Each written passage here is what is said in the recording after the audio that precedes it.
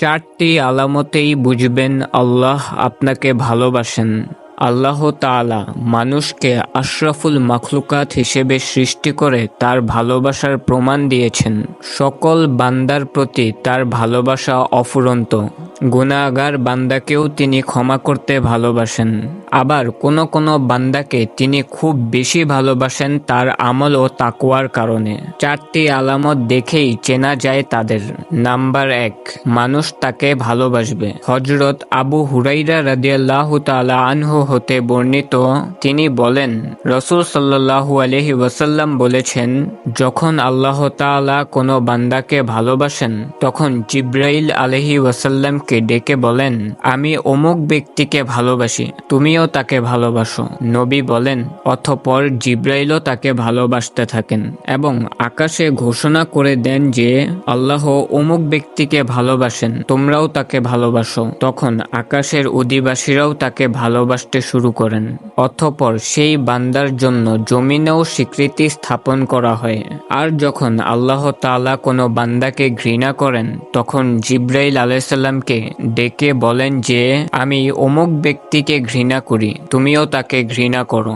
নবী বলেন, অতঃপর জিবরাইল আলাইহিস সালামও তাকে ঘৃণা করতে শুরু করেন এবং আকাশে ঘোষণা করে দেন যে আল্লাহ তাআলা অমুক ব্যক্তিকে ঘৃণা করেন, তোমরাও তাকে ঘৃণা করো, এবং আকাশবাসীরাও তার প্রতি ঘৃণা পোষণ করেন। অতঃপর তার জন্য জমিনেও ঘৃণা স্থাপন করা হয়। মিশকাত 5005। নাম্বার 2, বিপদ আপদ লেগেই থাকবে, তবুও তিনি আল্লাহর প্রতি সন্তুষ্ট।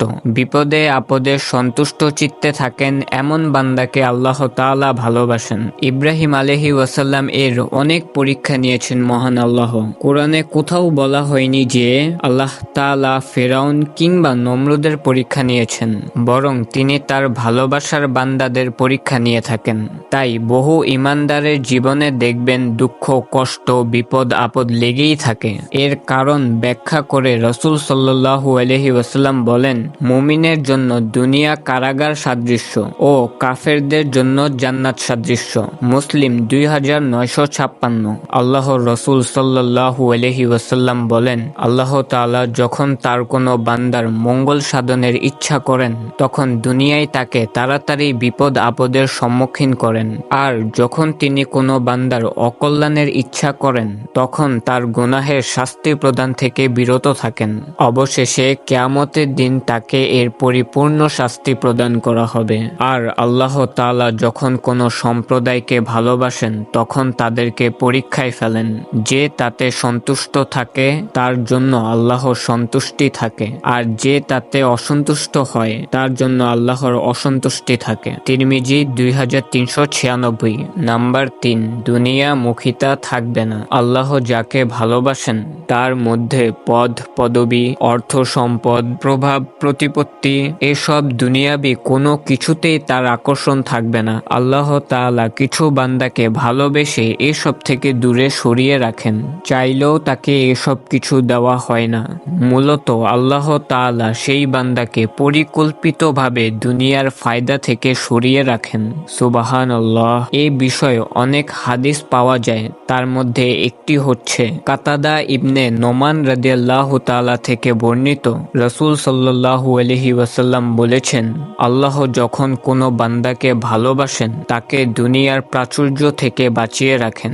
যেমন তোমাদের কেউ তার রোগীকে পানি স্পর্শ করলে যার অসুবিধা হবে তাকে পানি থেকে বাঁচিয়ে রাখে। তিরমিজি 2036। তবে এর অর্থ এই নয় যে আল্লাহ কাউকে দুনিয়ায় দিলে তিনি আল্লাহর ঘৃণিত ব্যক্তি হয়ে যাবেন। প্রিয় বান্দাদের অনেককেই আল্লাহ তাআলা দুনিয়ার প্রাচুর্যও দিয়েছেন।